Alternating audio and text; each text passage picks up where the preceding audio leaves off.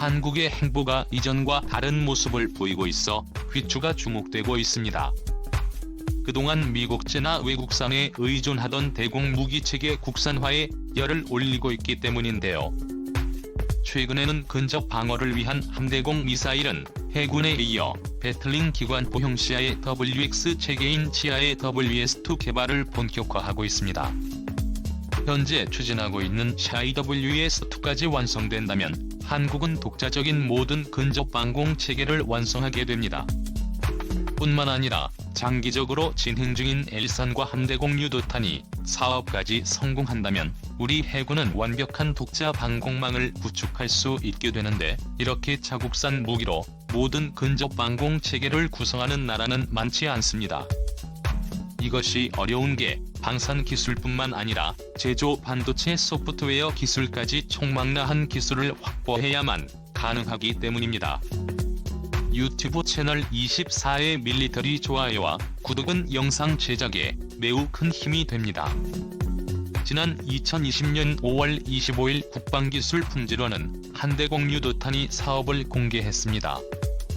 지하의 W에 순우리말로 직역하면 근접 방어 무기라고 합니다. 이는 함정에 접근하는 적의 미사일이나 고속정 항공기 드론을 사냥하는 함정의 최후 방어 무기입니다. 따라서 사거리나 위력보다는 신속성과 정확성에 초점을 두고 만들어지는데요. SM-2와 같은 함대공 미사일이 방어에 실패했을 때 함대를 지키는 마지막 방패가 치아의 WS입니다. 치아의 WS는 게틀린 기관포형과 함대공 미사일형 또는 두 체계의 복합형과 레이저형이 있는데요. 여러 가지의 근접 방어 무기가 있지만 각 체계의 장단점은 분명합니다. 이 중 가장 주목받고 있는 것은 레이저형 CIWS입니다. 현재 레이저 무기는 군용에 적합한 고출력 소형 레이저를 만들 수 없던 과거와 달리 일정 추력 이상의 광섬유 레이저를 결합해 군용으로 도입이 시작되고 있습니다. 함전용 레이저 무기의 경우 자살보트나 소형 드론을 격추할 수 있는 50kW급부터 본격적인 미사일 격추 능력을 갖춘 150에서 300kW급 체계까지 다양한 체계가 실전 배치를 앞두고 있습니다. 미국의 경우 150kW 이상의 고출력 레이저를 구축함 등의 대형 함정에 설치해 극초음속 미사일이나 대함 반도탄을 요격할 수 있는 능력을 확보하기 위해 박차를 가하고 있습니다. 광속에 이르는 빠른 속도는 강력하지만 레이저 무기는 아직까지 치명적인 약점이 극복되고 있지 못합니다. 이는 에너지를 100%에 전달하지 못하는 기후의 문제인데요. 레이저는 빛을 이용하기 때문에 날씨 변화에 큰 영향을 받습니다. 폭풍우가 몰아치거나 습도가 높은 날에는 공기 중 수분의 영향을 받아 궤도가 어긋날 수 있습니다. 당연히 유효 사거리가 줄어들고 위력도 약화됩니다. 이런 상황에서 레이저의 위력을 약화시킬 수 있는 반사 코팅이 적용된 정미사일의 공격을 받을 경우 레이저 대공 체계는 제 역할을 다하지 못합니다. 그래서 레이저는 대응 속도와 정확성에서는 압도적인 위력을 발휘하지만 아직 문제가 많은 무기 체계입니다. 에너지 문제도 넘어야 할 산입니다. 레이저 무기는 막대한 전력을 소모하는데 기존 함정은 이에 적합한 추진 체계가 탑재되어 있지 않습니다. 현대 군함은 각종 무기 체계가 전자 체계로 통합되어 있으며 레이더 역시 막대한 전력을 소모한다. 그래서 이 모든 체계를 모두 관리하며 전장을 지휘하는 전투정보실 역시 엄청난 전력을 소모합니다. 게다가 정무기 체계에 전자 장비를 마비시키고 상대의 전자전 공격을 방어할 전자전 체계 역시 막대한 전력을 소모합니다. 작년 해군은 함대공 유도탄이 사업이 공고됐을 때 함정용 전자전 장비 해군 음향정보관리체계 운영유관을 제시했는데, 이는 하이브리드 추진체계나 통합전기 추진체가 없는 구식 함정은 첨단의 무기체계를 사용하기에는 제약사항이 너무 많습니다. 이 때문에 미 해군 역시 새롭게 건조되는 신형함을 제외한 상당수 함정은 매우 위급한 상황이나 신속한 대처를 위한 경우가 아니라면 레이저 무기를 쓰지 않고 기존 CIWX 체계를 사용하고 있습니다. 현재 가장 강력한 근접 방어 무기 체계는 알리미에스의 생해군 같은 함대공 미사일입니다. 배틀링 기관포형보다 훨씬 긴 사거리를 가졌고 정확도와 저지력도 높습니다. 특히 초음속 미사일을 상대할 때 효과적입니다. 배틀링 기관포는 1분에도 수천 발의 탄환을 쏟아내지만 적중률이 높지 않고 명중하더라도 일격의 미사일을 격추하지 못할 수 있습니다. 반면 함대공 미사일형 시야에 덮으려 애쓰는 음속의 3-4배 속도로 정확하게 접근해 적미사일을 확실하게 요격하는 것이 가능합니다. 그렇기에 해군의 방공망을 구성하는 핵심 방어체계는 XM2와 같은 중장거리 함대공 미사일이며 근접 방어의 핵심이 역시 해군이나 램과 같은 근거리 함대공 미사일입니다. 특히 우리 해군이 개발한 핵무기의 경우 상당한 기술 수준을 자랑하는데요. 이는 지난 2020년 6월 25일 국방과학연구소가 공개한 요격 영상으로 확인할 수 있습니다. 해당 영상은 한국형 수직발사관에서 발사된 해군이 단숨에 각도를 틀어 접근하는 적에 미사일을 요격하는 장면이 공개되면서 세계 군 관계자들의 탄성을 자아냈습니다.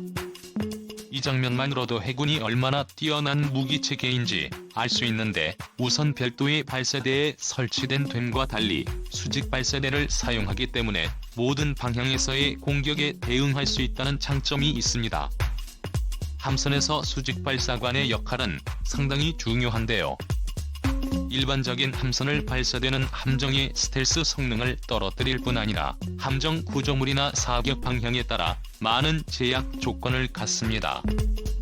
단연 수직발사관을 사용할 경우에는 함정보다 높이 상승의 궤도만 바꾼다면 어느 방향이든 방어가 가능하며 함선 내부에 무기가 장착되므로 함정의 스텔스 성능을 극대화할 수 있습니다. 하지만 발사된 미사일이 빠르게 방향 전환을 한 뒤 즉 급가속을 해야 하므로 엄청난 기술 수준을 요구하기에 미국 등 소수의 국가들만 개발이 가능합니다. 그런데 그 어려운 일을 대한민국의 독자 기술로 해낸 것입니다.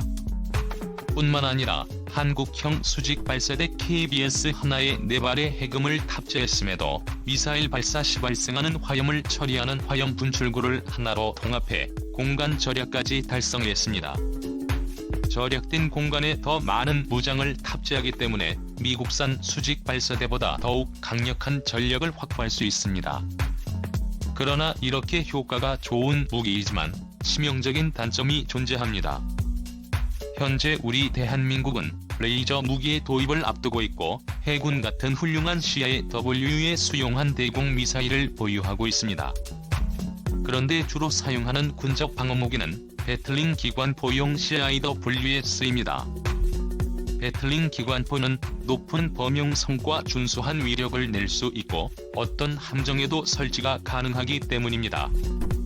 통상 기관포는 구경 20mm 이상의 대구경 탄을 연속하여 빠르게 쏘아내는 포를 말하며 그중 게틀링 기관포는 여러 총알을 묶어 연사 속도를 극대화한 무기체계입니다.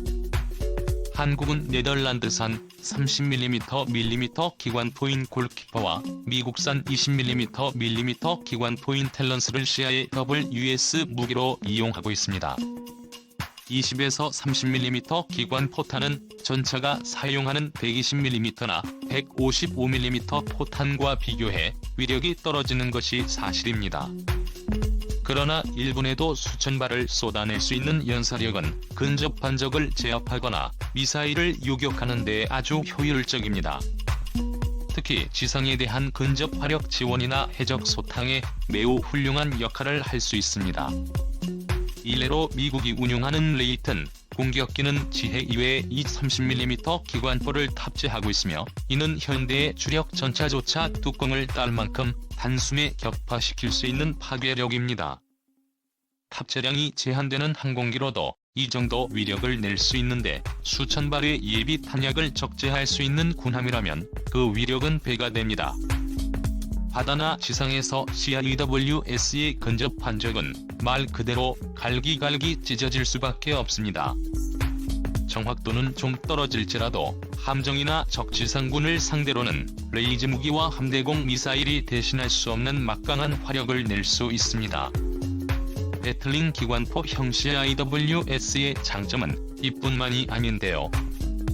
레이저 대공 무기 체계와 달리 큰 전력이 필요하지 않고 날씨의 영향을 훨씬 적게 받으며 한 달당 가격이 함대공 미사일과 달리 비교적 저렴해 수천 발의 탄환을 쏟아낼 수 있습니다.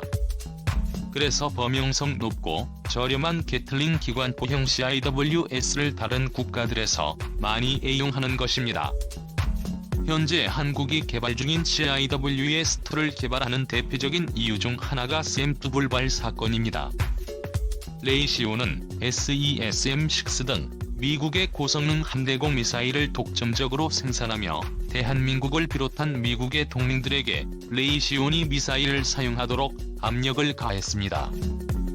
그런데 상당수의 SEM2가 불발되는 문제가 발생했는데 미 해군 역시 이 문제로 골머리를 앓았지만 별다른 후속 조치가 없었는데요. 특히 독일 해군은 정말 큰 사고를 겪었는데 독일의 작센급 구축함에서 발사한 SM-2 미사일이 불발된 데다 내부에서 폭발하는 말도 안 되는 일이 벌어졌기 때문입니다. 다행히 배가 침몰하지는 않았지만 이 당시 레이시온이 보여준 사후 서비스는 최악 중의 최악이었으며 우리 해군 역시 불발을 경험한 바 있습니다. 이 사실을 잘 아는 우리 해군으로서는 높은 개량비역을 주고 믿을 수 없는 무기를 사느니 이미 가진 기술을 바탕으로 재개발을 하자는 생각이 들 수밖에 없습니다. 우리 방산업체들이 가진 높은 기술력을 생각할 때 그리 어려운 일이 아니라고 생각한 겁니다. 또한 LIGN-X1은 골키퍼의 창정비를 마트 뮤차의 WS 제작 기술을 이미 확보한 상태였는데요. 그런데 재미있는 것은 우리 한국이 개발하는 CIWS는 기존 프랑스보다 뛰어나도록 개량까지 진행하고 있어 원제작자들을 놀라게 하고 있습니다. 한국의 시야에 덮으려 애쓰는 포탑과 일체화된 탄폼을 적용해 최적을 감소시키고 스텔스 설계로 레이더 피 탐지율을 줄였습니다. 또한 국산화로 유지 보수와 개량까지 우리 마음대로 할 수 있고 국산 무기 도입으로 국내의 경제 활성화에도 이바지하고 있습니다. 그런데 사실 이게 가능한 나라가 그리 많지 않습니다. 그동안 한국에 여러 무기를 개발한다는 소식만 전해드려서 무기 국산화가 쉬울 거라고 생각하시는 분이 간혹 계시는데 사실을 절대 그렇지 않습니다.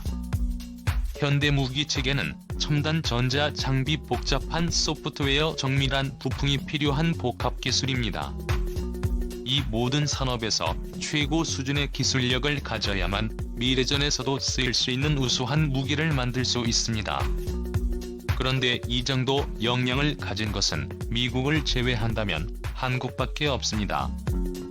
러시아나 중국, 독일은 상당한 제조업 역량을 가지고 있으나 자생적인 반도체 산업이 미약하며 영국은 소프트웨어와 반도체에서 뛰어난 제조 기술은 가졌으나 열악한 제조업 능력을 갖고 있습니다. 가까운 일본의 경우 제조업은 우수하지만 아직도 아날로그에 머무는 참담한 수준의 정보 기술력을 가지고 있습니다. 오직 미국 다음으로 거의 모든 산업에서 강력한 경쟁력을 가진 나라는 대한민국밖에 없습니다. 그래서 대한민국이 우수한 장비를 저렴한 가격에 생산할 수 있는 것입니다. 그만큼 한국의 기술력은 여러분이 생각하시는 것보다 뛰어납니다. 여러분의 생각은 어떠신가요? 끝까지 시청해주셔서 감사합니다. 다음 영상에서 만나요.